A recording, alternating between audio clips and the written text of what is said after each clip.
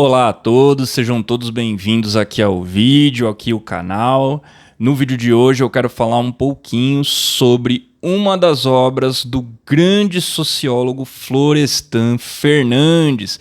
Para quem não sabe, tá? Florestan Fernandes foi um dos maiores intelectuais brasileiros aí, grande sociólogo, agregou muito aí com suas explicações, né, e análises aí da realidade material brasileira e sua inserção numa conjuntura econômica mundial. E em uma das suas obras, né, essa daqui, da editora Global, Sociedade de Classes e Subdesenvolvimento, o professor Florestan traz aí algumas explicações justamente sobre o subdesenvolvimento brasileiro e como o Brasil aí se inseria e ainda se insere de determinada maneira, tá, numa escala global de produção. E isso é muito interessante, né? Porque eu lembro quando eu estava na escola, o pessoal falava, poxa, país subdesenvolvido, né? Eu pensava, poxa, é um país quase desenvolvido, né? É um país que está se desenvolvendo, né? Mas na realidade essa expressão país subdesenvolvido, né, ela não tem essa ideia necessariamente de transformação, ou seja, um país subdesenvolvido hoje virá a ser um país desenvolvido amanhã. Esse caminho, tá, é muito tortuoso, é muito difícil, tá, para um país sair do subdesenvolvimento e se inserir ali realmente, tá, num contexto global como um país desenvolvido, né? Às vezes a gente tem a impressão, né, uma impressão leiga, que é o seguinte: basta o governo não nos atrapalhar, né, fazer tudo certo, que o nosso país vira uma maravilha, né? A título de exemplo, eu estava assistindo um canal que não tem nada a ver, né, com economia, com sociologia esses dias. Na realidade, um canal em que uma pessoa falava sobre jogos de videogame. E ele falava, né, que os jogos de videogame novos são mais baratos nos Estados Unidos do que no Brasil, né? E aí ele meio que atribuiu ali, né? Poxa, é só os políticos, entre aspas, não roubarem, né, que o Brasil vira os Estados Unidos, né? O Brasil passa a ser como os Estados Unidos, como se a cada país, a cada estado nacional, né, pudesse se desenvolver de forma a ser, entre aspas, o que são os Estados Unidos, né? Hoje, numa economia pujante, isso ninguém pode negar, muito dinheiro ali naquela economia, tem uma taxa de desemprego baixa, né? Uma indústria ainda relativamente forte, por mais que tenha migrado muito para a Ásia, né? Ali desde os anos 90, né? O país se desindustrializou muito, parece que quer voltar a se industrializar de certa maneira, mas enfim, como se a todo o país, né, fosse uma possibilidade, desde que seus políticos sejam honestos, de chegar a ter um grau de desenvolvimento econômico, né, muito alto, né, simplesmente fosse uma escolha, né, mas a grande realidade, e estudando os grandes autores, né, do desenvolvimento, também da sociologia, que a gente percebe que não é bem assim, né? Os países que se desenvolveram primeiro, né, eles sobem a escada do desenvolvimento e tendem a chutar essa escada para ninguém mais subir, pois é vantajoso, né, para eles, obviamente. Você, como país desenvolvido, você tem mais poder para se beneficiar, inclusive, do subdesenvolvimento dos outros. E o professor Florestan traz isso bastante aqui nesse livro, né? Nesse primeiro vídeo, eu vou falar então do primeiro capítulo, em que o professor Florestan Fernandes dá uma explicação sobre o subdesenvolvimento brasileiro. E olha que interessante, logo num primeiro ponto, ele traz a questão do que mudou com a independência do Brasil de Portugal, né? A gente está comemorando agora aqui no Brasil, a gente comemorou nesse ano de 2022 200 anos de independência. Para os mais ufanistas, né, podem pensar assim, nossa, o dia que o Brasil realmente se libertou, virou o país dos brasileiros, todos unidos juntos, né? E não é bem assim, a realidade é um pouco mais dura, né? O que a gente tinha antes da independência de Portugal? As elites portuguesas nos governando, o povo brasileiro com muita dificuldade de se reconhecer justamente como brasileiro, né? O que era ser brasileiro? O Brasil era uma colônia, né? Explorada muito fortemente por Portugal. Então não era como é hoje. Ah, vai ter jogo do Brasil na Copa, vou torcer pro Brasil. O que é o Brasil? Ainda estava se formando. Era difícil você dar uma identidade pro povo brasileiro, né? Eu me sinto brasileiro, né? Brasileiro acabava sendo ali, até na visão aí de outro grande pensador, né? Antropólogo Darcy Ribeiro, brasileiro era o que sobrava, né? Nos primórdios ali da colonização, brasileiro era o que sobrava.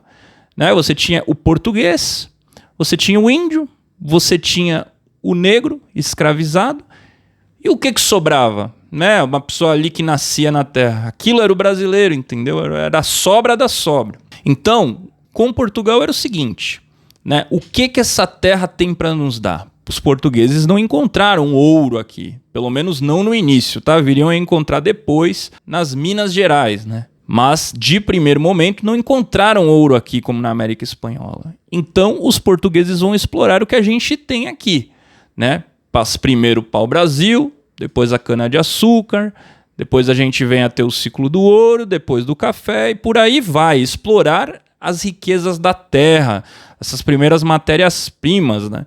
Porque também muita gente pensa, não, é um país independente dos seus recursos, independente do que esse país tiver, você começa a ter relações comerciais ali de troca de bens e serviços e o país começa a decolar, né? Não é assim. Em que contexto esse país está inserido? O que esse país tem ali para oferecer? O que esse país tem de recurso, de capital humano, de tecnologia? E o nosso destino, tá, com os portugueses era esse. Ter uma colônia cujos recursos naturais são explorados, pois existia um grande apreço por esses recursos no exterior, tá? E por meio de mão de obra escrava, mandar uma tonelada de recursos para o exterior em troca de dinheiro, que as elites locais utilizavam para importar o que ela precisava. Mas as necessidades de quem aqui vivia nunca se buscou atender. Então as pessoas que aqui viviam, aqui trabalhavam, não produziam o que elas mesmas precisavam. Elas produziam o que era interessante para os outros. E com o dinheiro da produção, as elites importavam o que precisavam. A diferença é que com Portugal, né, as grandes elites dominantes eram as elites portuguesas, né? Portugal tinha um monopólio, basicamente, de comércio com o Brasil, né? Então, assim, Portugal comprava as riquezas brasileiras, às vezes dando o preço que queria pagar por elas. O preço é esse, acabou, você vai ter que vender para mim, né? Vou te tributar como eu quiser, você não tem uma liberdade comercial e eu vou tirar vantagem de você o máximo que eu quiser. Quando vem a família real para o Brasil, você tem a abertura ali dos portos, começa a ter mais negócios com a Inglaterra, começam a ter algumas mudanças, tá? Mas com a independência do Brasil mesmo, né, que você tem ali agora, o Brasil é independente, você tem a mudança de que agora, ao invés de elites portuguesas dominarem o Brasil, são as elites locais que passam a exercer esse papel. E agora, num contexto de que o Brasil, ao invés de negociar somente com Portugal de uma forma monopolística, o Brasil passa a se inserir numa economia global, né? Passa a negociar com o mundo inteiro, tá? No comércio livre capitalista, né? Então, o que passa a acontecer? Aquele fazendeiro que antes negociava monopolisticamente com Portugal continua produzindo o mesmo que já produzia, nessa época ainda muito a cana-de-açúcar, né? Cana-de-açúcar era o principal produto ali do Brasil. Algumas regiões tinham algumas diferenciações. Você teve produção de algodão em algumas regiões, né? Mas enfim. E você negocia, passa a negociar, né, entre aspas, livremente com o resto do mundo esses produtos e se enriquecer. Então esses fazendeiros eram os que tinham ali o verdadeiro poder nessa época, né? Da porteira para dentro da fazenda ninguém tocava. O fazendeiro rico, cheio de dinheiro, vários escravos trabalhando para si, né? Poder de verdadeiro coronel, né? A autoridade na cidade era o grande fazendeiro, né? Acima até do poder público. Nessa época, a verdadeira força do Brasil era a força rural, né? Quem ditava as regras era ali o grande proprietário. E o Brasil continua dessa maneira, então, a partir da sua independência. Então, vocês já conseguem imaginar aí. Saem as elites portuguesas, em que se tinha um comércio monopolístico com Portugal. Depois, com a abertura dos portos, isso vem a mudar um pouco, ali, mas bem ali no final ali da colônia, né? O Brasil já tinha sido até promovido a Reino Unido de Brasil, Portugal e Algarves, etc., né? Mas você passa a ter, então, as elites locais, ali os grandes latifundiários, os grandes fazendeiros, agora tendo mais poder do que antes. As elites locais tendo mais poder, uma vez que estão livres aí para negociar com os países que bem entenderem. Mas em termos, então, de organização social, o Brasil continua utilizando o trabalho escravo para exportar matéria-prima, né? Isso não muda. É escravo trabalhando até morrer para exportar matéria-prima, entendeu? Para enriquecer agora as elites locais. E aí um grande problema que a gente tem, que é difícil às vezes conversar com isso com as pessoas, que tem gente que pensa, né? Qual que é o problema disso? Vamos vender uma tonelada então de matérias-primas, de produtos da terra, de produtos agrícolas, né? E a gente consegue dinheiro e importa o que precisa, né? O problema disso, gente, é que é o seguinte, existem países desenvolvidos e subdesenvolvidos. Os desenvolvidos, ao contrário dos subdesenvolvidos, eles têm poder de, entre aspas, determinar o seu destino à medida que eles escolhem como eles querem se inserir nas relações internacionais de produção. E os subdesenvolvidos, eles não têm escolha. É difícil você subir a escada do desenvolvimento, né? Como eu estava dizendo aqui no início do vídeo. Então você imagina essa situação. O Brasil vendendo uma tonelada de produtos agrícolas para exportar meia dúzia ali de componentes, tá?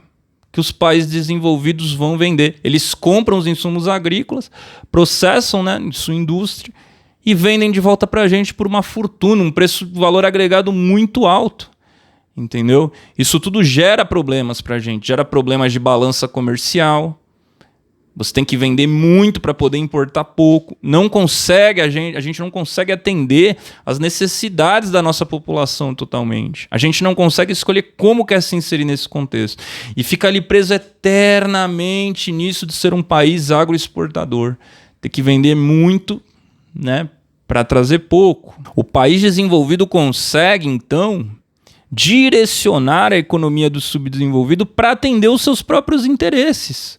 Por exemplo, o nosso interesse, então, é comprar, sei lá, na época, a cana-de-açúcar do Brasil. Eu quero mais é que o Brasil seja, tá, esse país eco, vendedor de cana-de-açúcar, e fique aí condenado, entendeu? Nessa situação. E fique condenado nessa situação, quanto tempo precisar. Não é do meu interesse que o Brasil se desenvolva, passe a competir comigo na grande industrialização, né? Na venda de produtos com alto valor agregado, que são os produtos que vão gerar os melhores empregos, que você vai pôr para trabalhar as melhores mentes, né, do país nessa indústria, ter empregos mais qualificados, entendeu? Produtos de alto valor agregado e não de baixo valor agregado, que ainda por cima costumam agredir o meio ambiente, né, a depender do nível de exploração desses produtos. Então, para o professor Florestan Fernandes, é preciso superar o subdesenvolvimento para que o país possa ter minimamente opção de escolha do que quer ser. O que nós queremos ser, o que nós queremos produzir, como nós queremos nos inserir no tabuleiro mundial aí do comércio entre as nações. Ainda que você parta atrás de nações mais adiantadas, você tentar ali, né, a sua maneira superar o subdesenvolvimento, que não é uma coisa natural, tá? Tem muitos desafios nesse caminho, né? Tem muitos interesses em jogo. A muitos interessa que o Brasil seja subdesenvolvido, pois ganham com isso. Na realidade, os países desenvolvidos, eles buscam se apropriar do excedente econômico dos subdesenvolvidos. É simples, é só você pensar. Vamos pegar aqui um exemplo de um time de futebol. Você tem um time europeu cheio da grana. E você tem um time brasileiro que tá mal das pernas ali, não tem dinheiro para pagar salário. O europeu vem e vai comprar os craques brasileiros para levar para a Europa, para jogar lá, nos grandes times. Você pega aí hoje a seleção brasileira, os melhores do Brasil jogam na Europa. Ou seja, o que o Brasil faz? Produz craques para vender barato para o exterior, para serem os melhores jogadores do mundo na Europa. Uma condição aí quase que de subdesenvolvido do futebol. Então imagina, você pega aí o meu time, o Santos, revela um jogador na base, ele joga 6 meses no Santos, é vendido por um valor que pra gente parece bom, mas pros europeus é baixo, né? A gente pega esse dinheiro, usa ali para pagar dívida, para pagar conta, para pagar incêndio, e o jogador vai ganhar tudo na Europa, que vão ter os melhores times formados lá. O que seria superar o desenvolvimento? Gerar condições estruturais para esses jogadores jogarem pelos clubes daqui. Para os clubes daqui serem fortes, serem esquadrões como na Europa. Sair dessa posição de subalterno, que eu preciso das suas migalhas para pagar conta aqui, se estruturar de uma maneira que esses jogadores possam jogar aqui, nós termos os melhores times. Que, traduzindo na economia, seriam os melhores empregos, os melhores produtos, né, que trariam melhores condições de vida. Não apenas vender uma tonelada de matéria-prima para ser processada no exterior. E o Brasil tem muitos recursos, né? Seria capaz disso. Mas é preciso interesse, que seja capaz, inclusive, de enfrentar a oposição que isso traria, porque tem muita gente que ganha com isso, com o subdesenvolvimento. No nosso próprio país, o Brasil, grande parte da chamada burguesia concorda e aceita o subdesenvolvimento, porque para ela é interessante. Vou dar um exemplo aqui. Imagine, diretores de multinacionais brasileiros, grandes, entre aspas, empresários brasileiros, né? Grandes aplicadores financeiros. Para essas pessoas é interessante que o Brasil fique como está. Apesar de não estar gerando produtos de alto valor agregado, empregos qualificados para a maioria, para um grande especulador brasileiro é interessante. A taxa de juros hoje é o quê? 14% ao ano? Para ele é interessante. Essa pessoa está ganhando muito dinheiro. Quem está devastando a Amazônia para vender produtos agrícolas para fora está ganhando muito dinheiro. Para essas pessoas é interessante que continue assim, né? É dinheiro fácil. Você ali derruba derruba a floresta, entendeu? Faz uma extensa plantação de soja, vende para fora. O pessoal lá fora tem interesse, para você tá bom. Você vai querer que mude, entendeu? Para ter um esforço industrializante, que hoje em dia seria muito mais voltado para o desenvolvimento tecnológico, né? Não somente aquela indústria de produzir aqueles bens clássicos, mas também desenvolvimento tecnológico de ponta, como estão fazendo os Estados Unidos e a China. Para essa pessoa não é interessante, entendeu? Para um especulador financeiro, Europa e Estados Unidos não são interessantes. O título da dívida pública paga pouco, taxa de juros baixa. Aqui é muito mais interessante.